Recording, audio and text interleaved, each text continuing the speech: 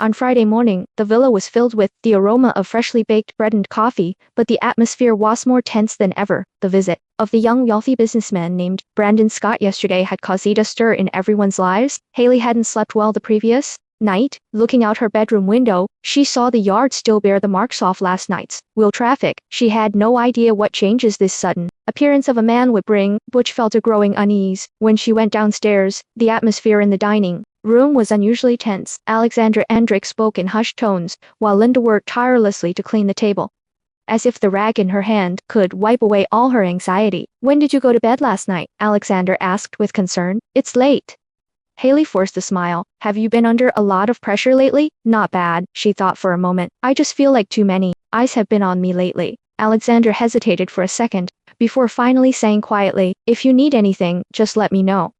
After breakfast, Haley went to work at the cafe. As she stepped up to the counter, her coworker, Rosie, came over and whispered, "Who's that new handsome guy you met? I saw him waiting for you at the door yesterday." "Who is it?" Haley was confused.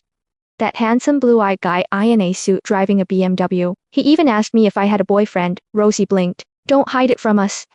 "Did you hear it wrong?" Haley's face felt hot and her heart beat faster uncontrollably. "Really, the rumor in the shop is that you and Mr. Volkov have an affair, and now there's a new suitor. Are you in trouble, or are you just lucky?" Haley could only smile bitterly and quickly turned to prepare her latte. Buttress's whispers still reached her ears. How did she manage to hook up with so many big shots?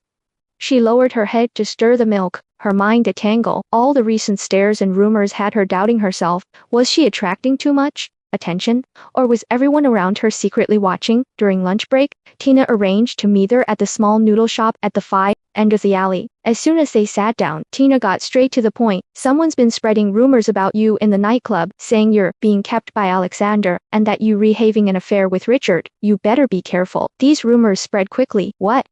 Haley was so shocked that she almost dropped her chopsticks. "I have nothing to do with them. It's not important that you know the truth yourself. What's important is whether others are willing to believe it," Tina said seriously. "Monica is spreading rumors behind your back. If you don't clarify, you might even lose your new job." Haley held the napkin, her hands shaking slightly. "What do you think I should do?" "There's no point confronting them head on. You can only manage yourself and focus on your work and growth." "But what if these rumors reach Alexander's ears?" Haley asked anxiously. "Will he become suspicious of me?" Tina said firmly. "If he doesn't even have this little bit of trust, then what are you clinging to?" Haley gritted her teeth and nodded, but she knew in her heart that this was far from simple. In the afternoon, Brandon was waiting for her at the entrance of the cafe. He was wearing a well-tailored gray suit and smiled as he handed her coffee and flowers. "I'd like to invite you to come see a new gallery. You think you might like it?" Haley hesitated. "No, just take it as a break." Brandon looked at her sincerely. Her colleagues in the store peeked through the window, and she had no choice but to nod. "Okay then." The gallery was softly lit, its walls covered in modernist art. Brandon was engaging and humorous, occasionally sharing anecdotes from the art world. Haley gradually relaxed, drawn to his gentle demeanor. "You're always so nervous." Brandon chuckled.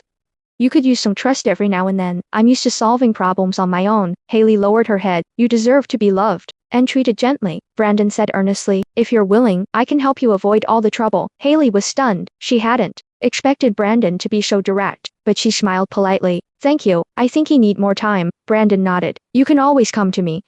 When Haley returned to the villa at night, her mind was full of the chaos of day rumors, gossip, the stares of colleagues, Brandon's advances, and the worry in Alexander's eyes. The atmosphere at the table was as tense as ever. Alexander occasionally glanced at her, as if he wanted to say something, but Eric remained stern, his expression unapproachable. During the meal, Linda quickly reminded us, "Everyone's been feeling a bit down lately. Please be careful." "Is someone at home also spreading rumors about me and Alexander?" Haley asked tentatively. Linda sighed and didn't deny it. "No matter what you do, there will always be people talking about it. I just want to live a quiet life." Haley's voice was a little choked. "Just wait until storm has passed." After dinner, Alexander invited her to the study to talk. As soon as Haley entered the room, she felt the atmosphere was extremely tense. "There have been a lot of rumors lately," Alexander said bluntly. "Do you have anything to tell me?" Haley's heartbeat quickened. "If you mean that nonsense gossip, I didn't do anything." Alexander looked at her quietly, his eyes complicated. "You have to believe me, no matter what others say. I wouldn't care about your thoughts. But if you listen to others, what's the point of me being here? I won't. I just hope that, no matter what you encounter, you can tell me directly." Haley lowered her head, tears in her eyes. Sometimes, I feel like I'm trapped in a FOG and can't see the direction clearly. Alexander came over and patted her shoulder gently. We will all get through this. You are not alone. Late at night, Haley lay alone in bed.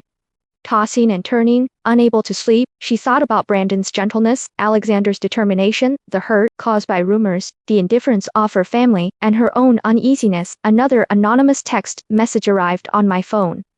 Do you really think he will always trust you? Be careful. She suddenly sat up, looked at the night outside the window, and for the first time, a force of resistance arose in her heart. I have to rely on myself to step on all these rumors, she vowed secretly, but she didn't know that Daryl's storm had just begun. Please stay tuned for the next episode. See you there.